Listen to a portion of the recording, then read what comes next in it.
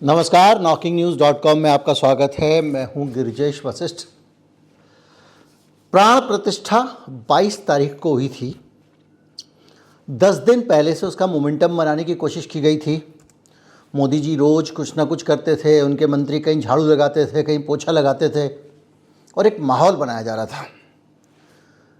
22 तारीख को प्राण प्रतिष्ठा हुई और 23 तारीख को मैंने आपको एक वीडियो बना के बताया था और उसमें आपको एक न्यूटन का चार्ट दिया था कि कूलिंग इफ़ेक्ट का एक चार्ट होता है कि कैसे कोई चीज़ ठंडी होती है और वो जो ठंडा होने का जो पैटर्न है ना, वो समाज पे भी लागू होता है।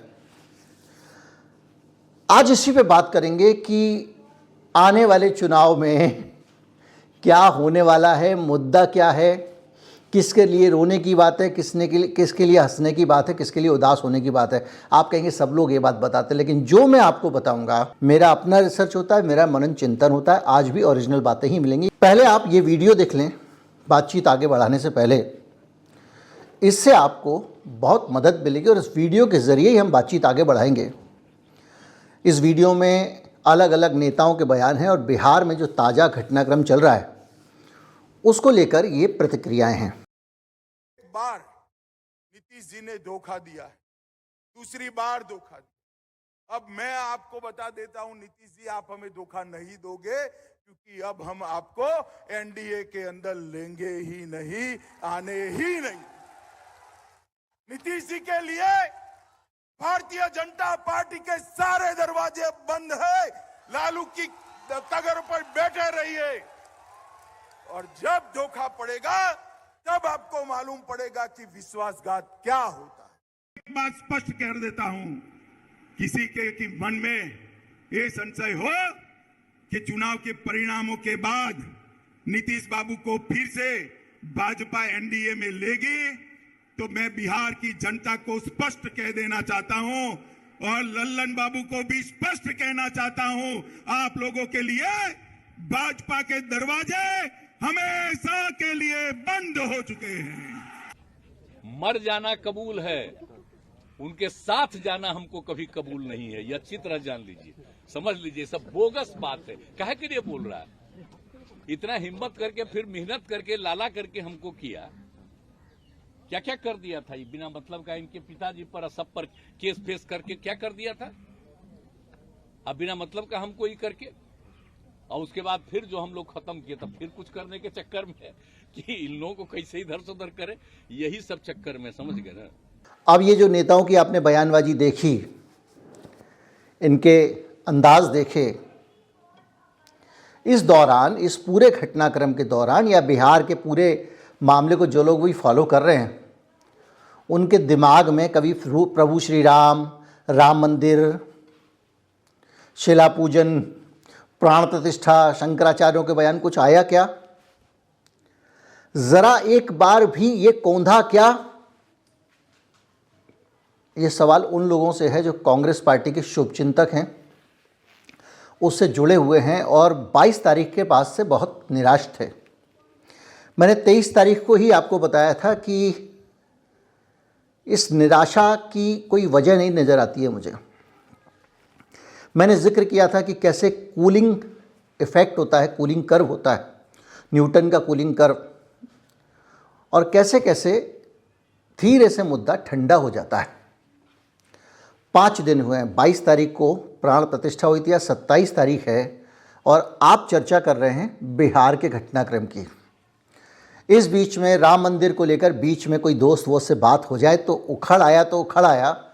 इसमें कुछ नया हो नहीं रहा है, इसलिए आपके मन में उसके लिए कोई जिज्ञासा भी नहीं है।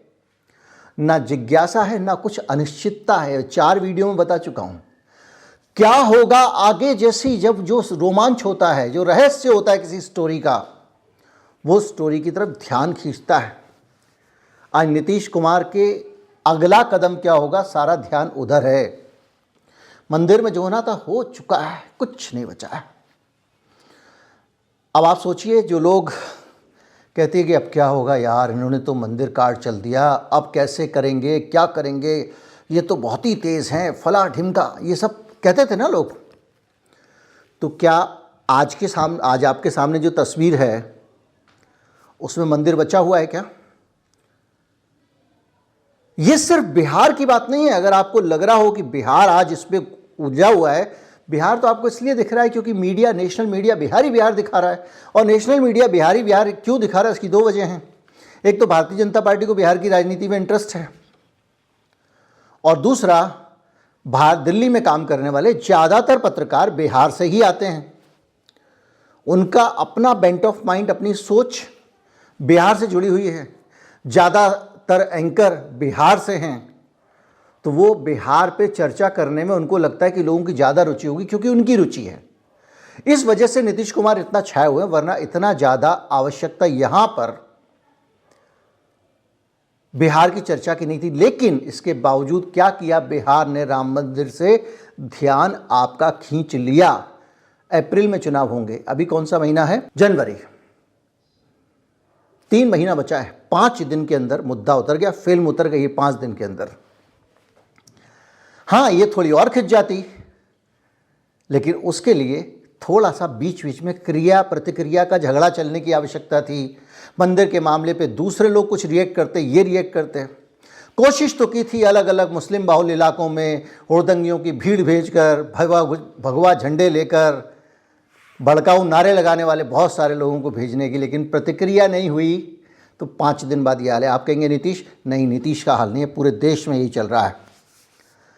नीतीश तो बिहार में हैं, राहुल गांधी वर्सेस ममता बनर्जी की धूम है बंगाल में। इससे पहले असम में राहुल गांधी की यात्रा पर हिमंता विश्वा शर्मा के तीखे बयानों की धूम थी। ये राज्य उसी पे चर्चा कर रहे थे, क्योंकि सस्पेंस था। राहुल गांधी गिरफ्तार होगा, नहीं होगा, जाएगा, नहीं जाएगा। ममता बनर्जी ने सिलीगुड़ी में राहुल गांधी के कार्यक्रम को अनुमति नहीं दी। अभी तो वो 2 दिन की छुट्टी पे हैं और दिल्ली आए हुए हैं यहाँ की पॉलिटिकल सिचुएशन को मैनेज करने के लिए।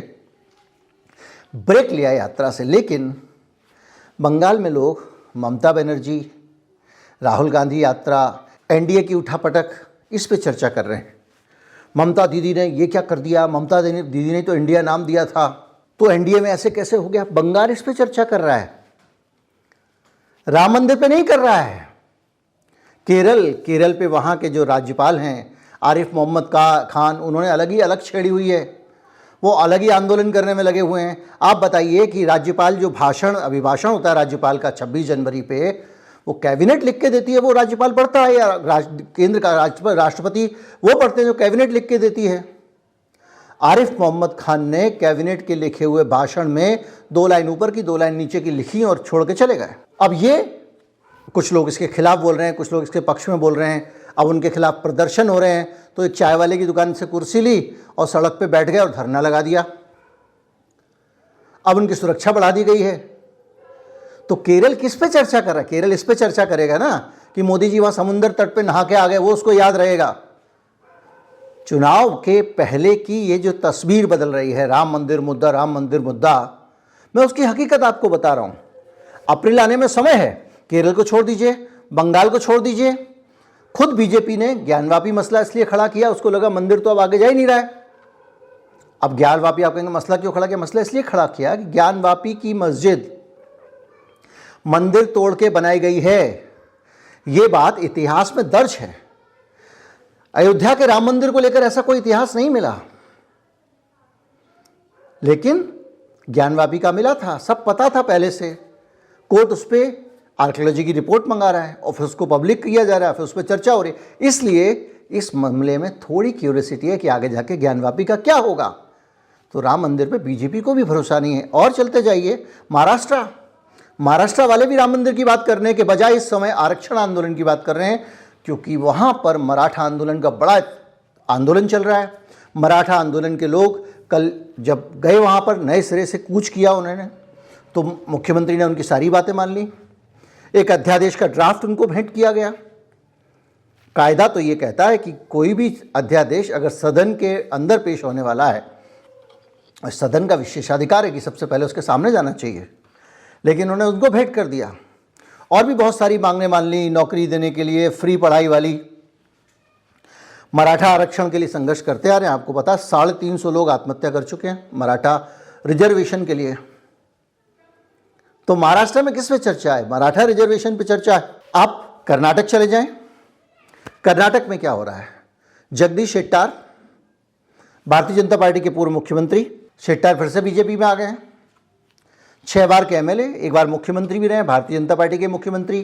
इस चुनाव में जैसे कि एक तगड़ा वाला शाह और मोदी का स्टाइल है, बड़े बड़े दिग्गजों को ठिकाने लगा, ऐसे शेट्टार को भी लगा दिया, उनको टिकट तक नहीं दिया था। नतीजा क्या हुआ? शेट्टार कांग्रेस में चले गए थे, कांग्रेस ने उनको टिकट दिया, अब वो वापस बीजेपी में आ गए हैं। तो कर्नाटक में इसको लेकर चर्चा है, कर्नाटक में भी ये चर्चा ज़्यादा हो रही है, इस पे लोग चकल्लस ज़्यादा कर रहे हैं, इस पे लोग ज़्यादा बातें कर रहे हैं। गुजरात में तीसरा इस्तीफा हुआ, अब एक निर्दलीय भी चला गया, पहले आम आदमी पार्टी से गया था, एक कांग्रेस से गया था। वहाँ पे पॉलिटिकल इस पे गहमा गहमी चल रही है कि ये वाघेला इधर क्यों आ गया, और तमाम सारा काम मामला जो है वो वहाँ चला जा रहा है गुजरात में। लेकिन गुजरात में जैसे ही अगला कोई बड़ा मसला आएगा, अब ये मसला छोटा है लेकिन 3 महीने हैं, राम मंदिर धुल जाएगा। झारखंड में जब हेमंत सोरेन को अगर ईडी ने 10वां नोटिस भेज दिया है और कह रही है अब हम खुद ही आएंगे आपके पास पूछताछ करने, ज़मीन घोटाले के मामले में सनसनी फैल गई है, क्या हेमंत सोरेन गिरफ्तार होने वाले हैं, प्रेशर टैक्टिक्स चल रही है। अगर हेमंत गिरफ्तार हो जाते हैं, 2 घंटे भी उनसे पूछताछ की जाती है, तो ये इश्यू ओवर पावर कर लेगा। आप देखते जाइए, मैंने आपको केरल का बता ही दिया, तो सारी चीज़ें इसी तरह। उत्तर प्रदेश में एक नया मसला छिड़ गया, अखिलेश यादव आगे आ गए, वो कह रहे नीतीश कुमार कहाँ जाएंगे, इंडिया में रहे, वरना वो प्रधानमंत्री बन सकते थे। इंडिया गठबंधन में आदरणीय नीतीश कुमार जी होंगे और हैं वो इंडिया गठबंधन में, तो एक बार को वो प्रधानमंत्री बन भी सकते हैं। पूर्व में भी यही हुआ है कि कई जो रीजनल लीडर्स जिनको माना जाता था, जब संख्या आई और जब चुनाव हो गया तो सहमतियां भी बनी हैं। अगर वो किसी और के साथ जाते हैं तो वो प्रधानमंत्री तो नहीं बनाए जाएंगे। कम से कम इंडिया गठबंधन में हम सब लोग ऐसे हैं जो किसी न किसी को मौका मिलेगा, कोई ना कोई प्रधानमंत्री बन सकता है। बीजेपी से जब आप तुलना करेंगे तो बीजेपी के पास तो चॉइस नहीं है, कोई दूसरा तो नहीं बन सकता। और दूसरा उन्होंने कहा कांग्रेस पार्टी को हम 11 सीटें दे रहे हैं, कांग्रेस पार्टी तमतमाई घूम रही है, तुमको तो 11 देने वाले, यार पहले बात तो कर लेते। तो ये पूरा जो सीन दिख रहा है ना आपको, इस सीन के बीच में जो लोग निराश हैं इस बात को लेकर कि भैया अब तो राम मंदिर कर दिया, मास्टर स्ट्रोक लगा दिया, अब तो वो सारे के सारे विधायक सांसद ले लेके दर्शन कराने जाएंगे लोगों को मंदिर में। अरे भैया, ये जो खोपड़ी पे इलेक्शन जिसके पड़ा हुआ है, जिसको 2024 का इलेक्शन लड़ रहा है, वो संसद से अपने इलेक्शन की तैयारी में लगेगा, अपने क्षेत्र के मुद्दों को देखेगा कि वह तीर्थ यात्राएँ कराएगा। और जो आपकी तीर्थ यात्रा करने जा रहा है वो तो वैसे भी आपका वोटर है, वो उसको एक कोई फ़र्क नहीं पड़ने वाला है। ये ज़रूर हो सकता है कि तीर्थ यात्रा में कोई असुविधा हो या वहाँ जाके कोई बात बुरी लग जाए तो आपको वोट ना दे। तो सीन जो है ना उसको समझिए। जो परसेप्शन का खेल था, मैंने आपको बताया था राम मंदिर क्या है, परसेप्शन का खेल है। एक छवि बन गई कि राम मंदिर कर दिया मोदी जी ने, अब तो जीतेंगे, और ये जीतेगा तो मोदी ही वाली छवि जब चुनाव आयोग के मन में बनती है तो वो सोचता है ईवीएम के मामले में थोड़ा सा ध्यान रख लो। 400 साढ़े 400 के करीब हज़ारों वैन उतार दी हैं, गली गली में जाके ईवीएम का डेमो करके लोगों को सिखा रही हैं। वो नहीं बता रही हैं जो लोगों ने मसले उठाए, लेकिन वो ईवीएम चला के दिखा रहे हैं, देखो हमारी ईवीएम सेफ़ है, हमारी ईवीएम सेफ़ है। चल रहा है ना प्रोग्राम। तो ये गली गली में रामलला के पीले चावल की जगह अब ईवीएम आने लग गई है, तो लोगों को ये लगेगा यार ईवीएम की सफाई आ रही, जरूर कोई ना कोई इस पर बात रही होगी। तो बात ये है, निचोड़ की बात, कि एक जो होता है ना परसेप्शन, एक माहौल होता है, मोदी जी जीत रहे हैं, बस ये माहौल बना हुआ है। तो उसी माहौल के मुकाबले अब ये माहौल आ गया नीतीश वाला। अब आज की तारीख में एक बात सोचिए, अगर नीतीश किसी तरह से अपनी कुर्सी गंवा देते हैं या तेजस्वी यादव किसी तरह से अगर बहुमत का जुगाड़ कर लेते हैं, क्योंकि देखिए चिराग पासवान एनडीए का धोखा खाया हुआ आदमी, मकान उसका सब खाली करा दिया था इन्होंने, इतने साल उनका पिता इनके साथ रहा, अटल जी के साथ भी रहा, और उसके चाचा के साथ बीजेपी मिल गई, उसको धोखा दिया, उसको मौका है। जीतन राम मांझी नीतीश से तपे हुए हैं, उसको कांग्रेस बना रही है। और सारी चीज़ों को अगर आप देखें तो इसके साथ साथ अगर किसी भी तरह से तेजस्वी यादव बहुमत जुटाने में कामयाब हो जाता है तो तेजस्वी यादव को धोखा देते हुए भी कोई धोखा देने का आरोप नहीं लगा पाएगा।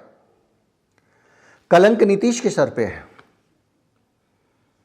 और नीतीश की जो हालत है कि अगर धोखा दे दिया तो बीजेपी भी उसको गले नहीं लगा पाएगी। किस मुंह से लगाएगी? वीडियो आपने शुरू में सुन ही लिया। तो बहरहाल जो भी है, सीन जो है हिंदुस्तान की पॉलिटिक्स का, वो अभी अप्रैल में चुनाव है तब तक बहुत तेजी से बदलने वाला है। आज जो हकीकत है वो कल नहीं रहेगी, कल जो हकीकत है वो परसों नहीं रहेगी।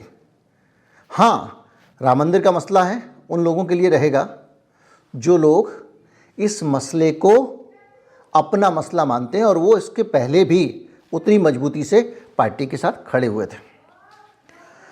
अब परसेप्शन की राजनीति से क्या जीवन पे सचमुच असर पड़ता है, क्या वोटों पे असर पड़ता है? तो अभी का हमारा एक उदाहरण है जो ये कहता है कि परसेप्शन की राजनीति से कुछ फर्क नहीं पड़ता।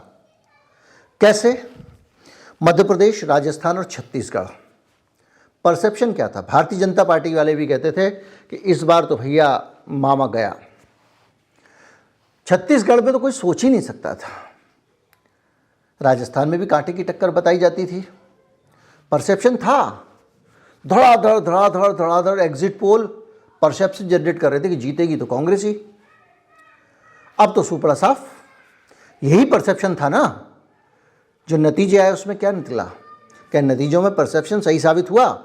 यानी छवि जितनी भी बन जाए, माहौल जो भी बन जाए, वो जमीन पे वैसा ही होगा जरूरी नहीं है। इसलिए आज कोई कह रहा है कि इन्होंने मास्टर स्ट्रोक लगा दिया तो कल भी यही होगा, जरूरी नहीं है। मैं बार बार इसका जिक्र करता हूं, मैं पहले वीडियो बनाया था, पहले बता चुका हूं, आप लोग को सुन के खराब लगता होगा, लेकिन ये बातें मैं आपको पहले बता चुका था होने वाली हैं। मैं बता चुका था कि दूसरे मुद्दे कैसे ओवर पावर करते जाएंगे। अभी तो बजट आएगा तो बीजेपी का अपना बजट अपने राम मंदिर मुद्दे को मारेगा। हमारे आज तक में एक संपादक जी होते थे, आजकल सत्यहिंदी में, वो अक्सर कहा करते थे, खबरें खबरों से लड़ती हैं, खबरें एक दूसरे को मारती हैं।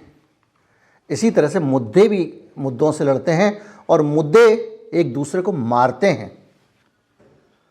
और राम मंदिर का मुद्दा कमजोर मुद्दा है। आगे आने वाले समय में जो मुद्दे इस देश में आएंगे वो अप्रैल में चुनाव तय करेंगे। नोट कर लीजिएगा, जितना बड़ा मुद्दा आज विपक्षी लोग खड़ा कर सकते हैं वो काम आएगा। राहुल गांधी की यात्रा जो परसेप्शन खड़ा कर सकती है, अगर वो जिंदा रहा तो वो काम आएगा। उस पर रिएक्शन आई तो वो लंबे समय तक टिकेगा।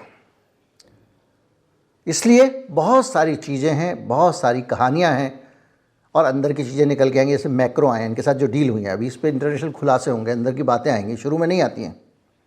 जैसे बाइडेन G20 में आए थे, कुछ पता ही नहीं चला था कि वो मोदी जी के साथ में क्या क्या करके गए हैं, ट्रूडो क्या क्या करके गया है, क्या क्या सबूत दे के गए हैं, क्या क्या आरोप लगा गए हैं भारत पे, हमको पता ही नहीं था। जो भी है, अप्रैल बहुत दूर है। जो लोग टेंशन में हैं, जिनको लगता है कि अब तो मोदी जी ने खेल जीत लिया, भूल जाइए। मोदी जी के खुद के लिए भी चुनौती है, इसलिए सब जगह वो क्या कर रहे हैं, तोड़फोड़ कर रहे हैं। दिल्ली में तोड़फोड़ का आरोप केजरीवाल ने लगा लिया। अब केजरीवाल को लोग झूठा कह रहे हैं, कोई बात नहीं। अब कर्नाटक में क्या कहेंगे, वहाँ तो वो शेट्टार को ले आए ना। बाकी जगह एक एक करके तोड़फोड़ का सिलसिला चल रहा है। गुजरात में तोड़फोड़ कर रहे हैं, इसलिए कर रहे हैं कि उनको भी अपना स्पष्ट बहुमत सुनिश्चित करना है। बात वो भले ही 400 की करे, चिंता उनको 275 की है। और ये ग्राउंड रियलिटी है, सचमुच की हकीकत है। उम्मीद करता हूँ वीडियो आपको अच्छा लगा होगा। अच्छा लगा हो तो ज़्यादा से ज़्यादा लोगों तक पहुँचाएं, चैनल को सब्सक्राइब कर लें। नमस्कार, जय हिंद।